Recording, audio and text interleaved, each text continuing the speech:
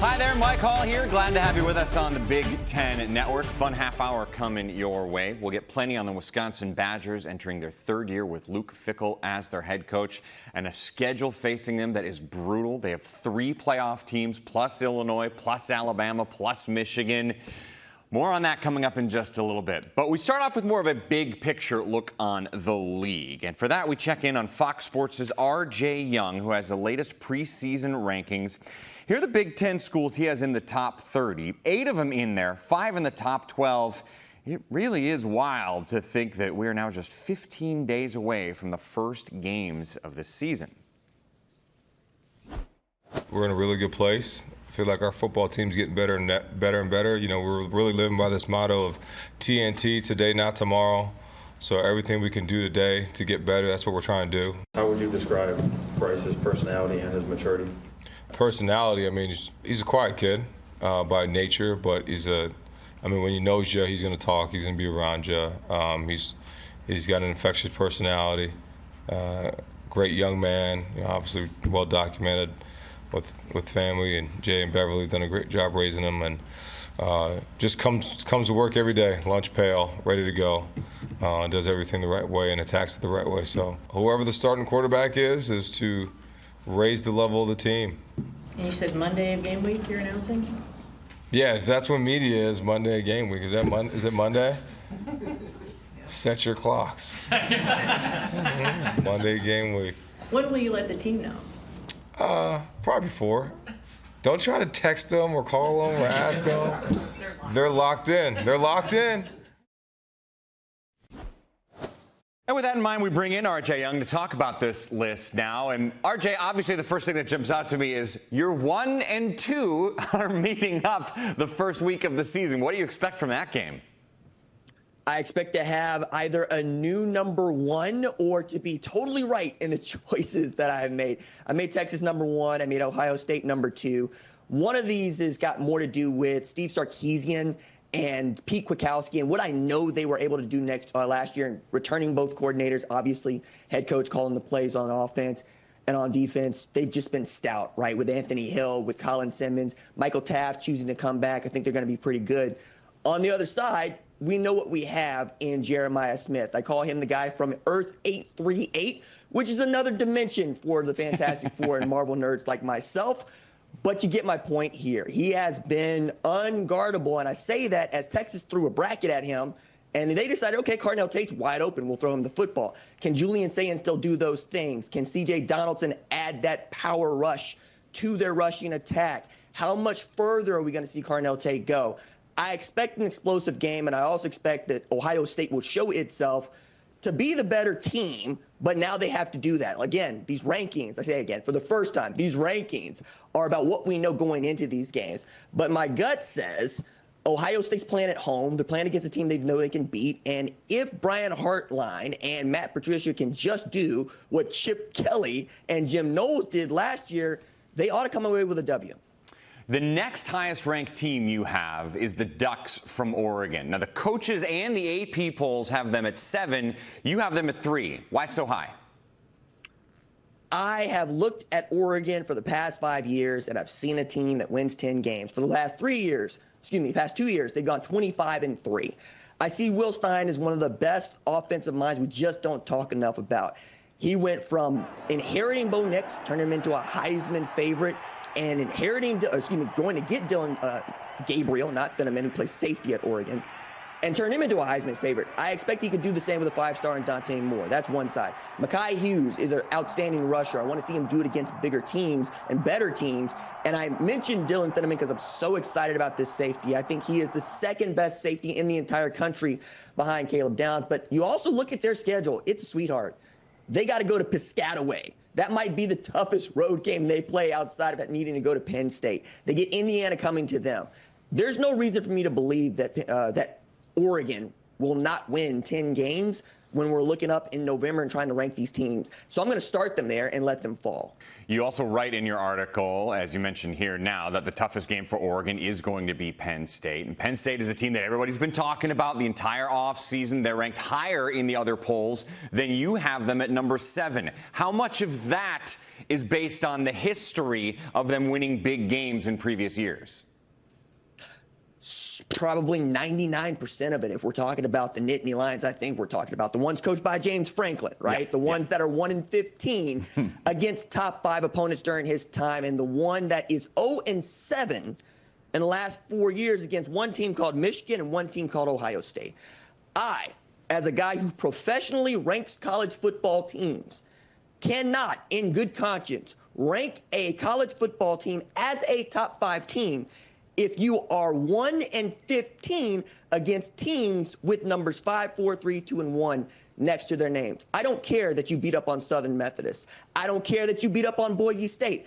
I care that Drew Aller threw the interception that sealed the victory for Notre Dame to play in the national championship against a team that you have not been able to beat in 4 friggin' years. Now, you have every opportunity in 2025 to make me look bad, and I invite you to do just that. But I'm not going to act as if you haven't got to these big games where we're looking for Penn State to be the we are, and they've come up short. So in January, we're going to know one of two things, right? We're going to know that the rent is due and who paid it. Now, my checks don't bounce. Penn State's have.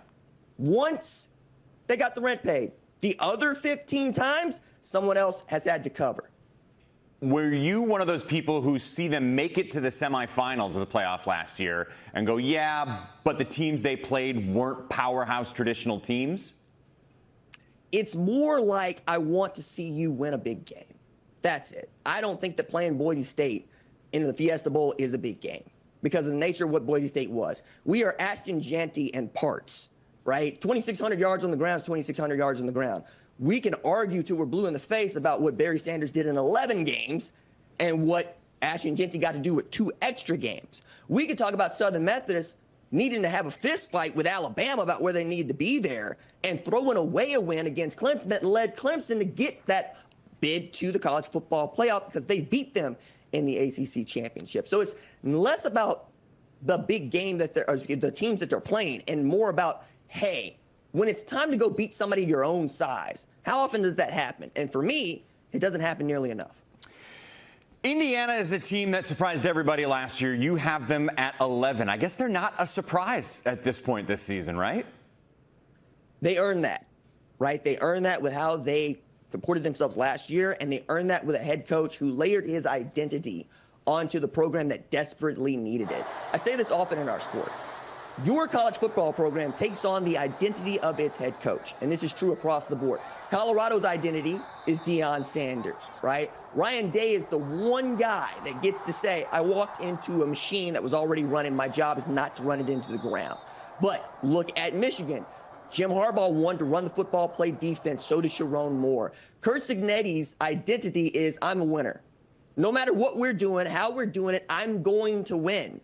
And last year, that was who they were. Their losses are the 2 teams that played in the national championship game.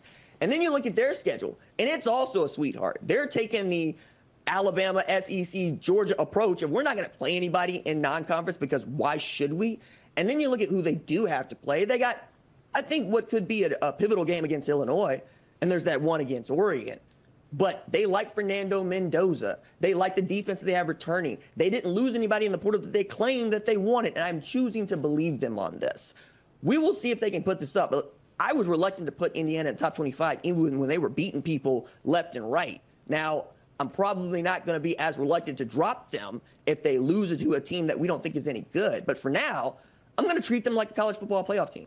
You got Michigan next ranked at 12 in the Big Ten. But in our final minute, I want to ask you about Illinois at 16. You didn't have space to elaborate in your article, but you did say the team is capable of contending for a Big Ten title. How come? They return more players on their team in that league than anybody else. They know who they are. Luke Altmaier knows what he needs to get done. They know that they're going to run the football, they're going to sit on the football, and they're going to play outstanding defense. And Brett Bielema has shown you this is the way you can win in the Big Ten. He did this at Wisconsin, right? And we've seen how Michigan was able to win the national championship using this. That's who Penn State wants to be. The more possessions that you give the other team, the less likely you are to win the game. I think Illinois is going to go into this thing going, all right, this is our magic year. After we won double-digit games for the first time since 2001, let's see how far we can push this. They could be the new Indiana here. And I'm grateful to think that we could have 4 teams from the Big Ten make this thing, and perhaps only one of them be the last 2 national championships. Well, Wisconsin football is looking like this. They got a new offensive coordinator in Jeff Grimes. Should bring an emphasis in the running game back to the town where they're used to that. Should have a great O-line once again.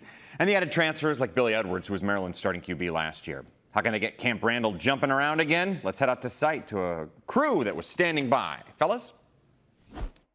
Mike, thanks. A Wisconsin program trying to get back on track. Saw their streak of 22 straight bowl appearances come to an end last year. First year since 1996 that they weren't ranked at least 1 week in the AP poll. Dave Revson, Jake Butt, Yogi Roth. So, are they back on track? There's a number of reasons to be excited, and I think it starts with the offense. And, covering this team for the past few years, I felt when you turned on the film, they lacked an identity. It was an offensive unit that was stuck in transition, and now you bring in Coach Grimes, and I see a clear identity. They're not going to get in goal line formation for an entire drive, but suddenly they have a run game identity. The offensive line's been extremely vocal about how excited they are about that part of the offense, and it's going to start to unlock the explosive plays outside, and it's going to help the defense too. Keep those guys fresh and allow them to dictate the terms of tempo, especially against some of the tougher teams on their schedule.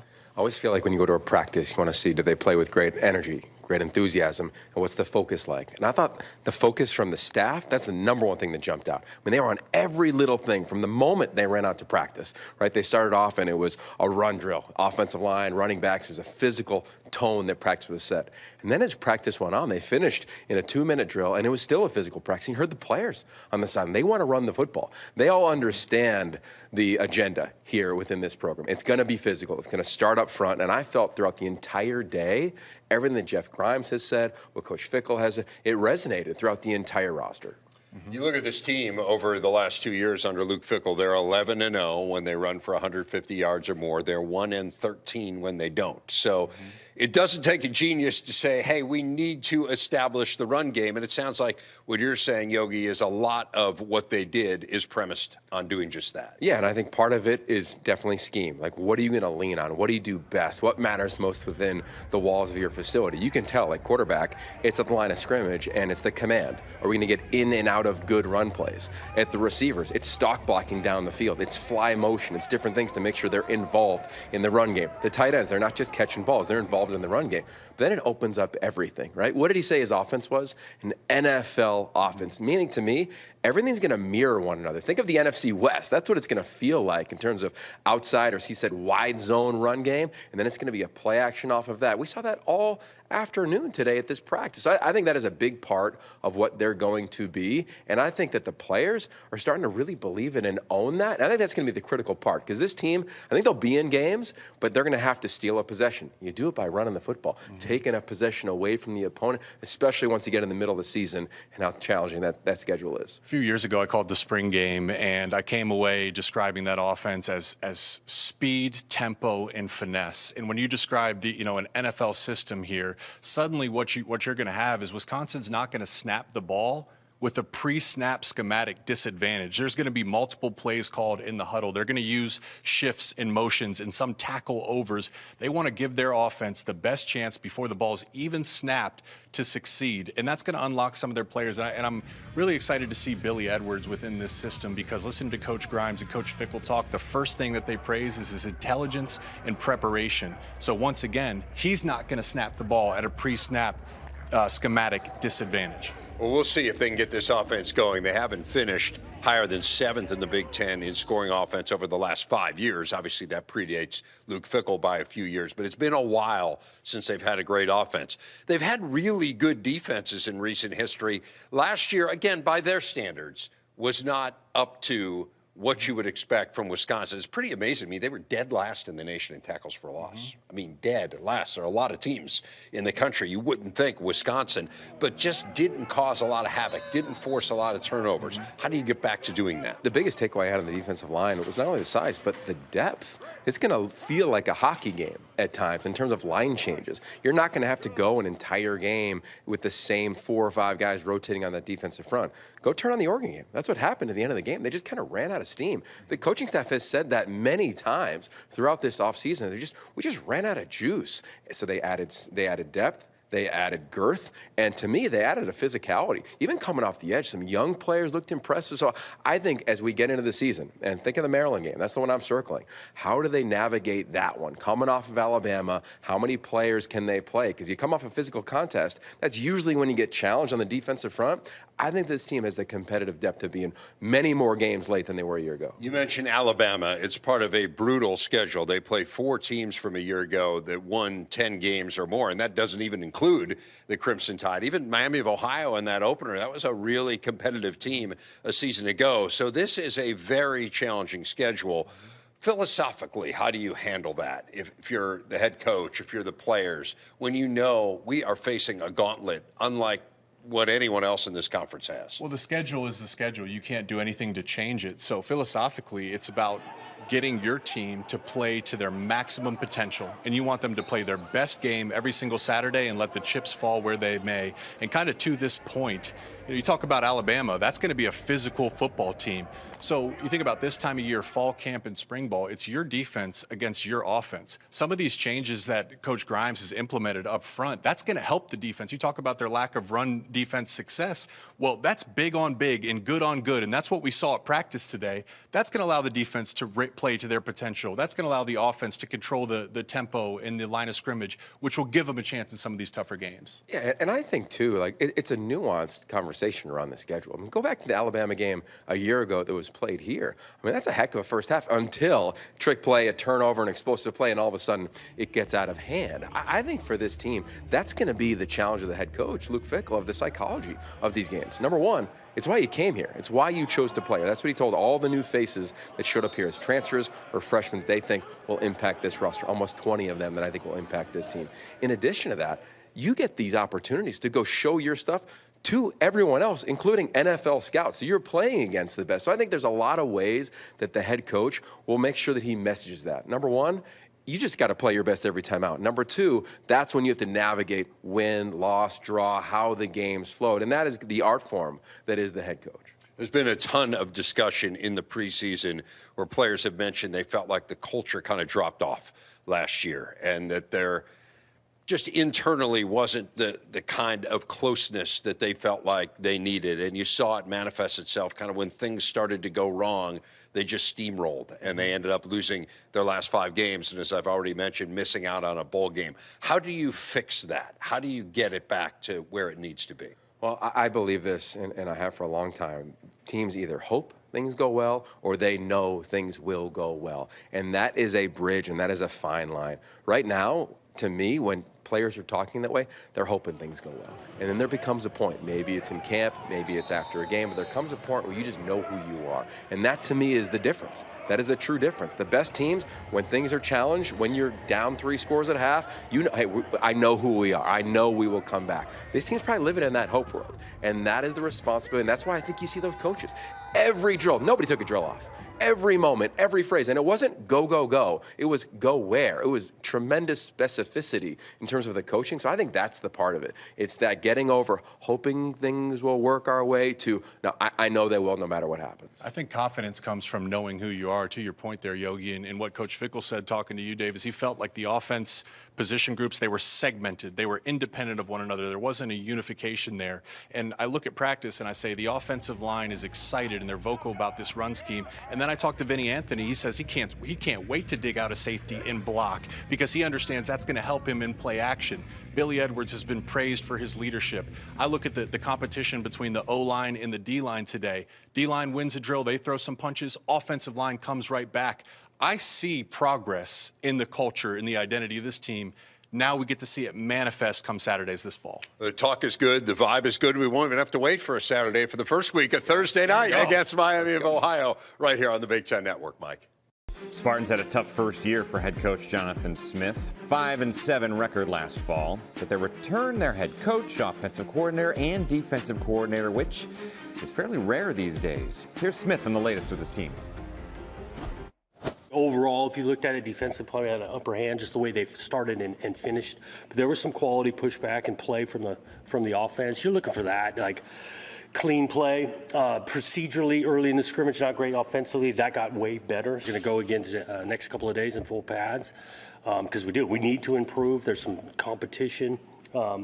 Kind of described it as a week of separation to the team in regards to depth charts, but also just teams themselves. What team can separate in regards to getting better through these dog days of camp? And offensively, their young QB Aiden Childs gets another year to develop. Nick Marsh, one of the more exciting wide receivers. Could be a fun offensive year in East Lansing. I'm Mike Hall. Thanks for watching. Another Big Ten Today coming your way Thursday morning.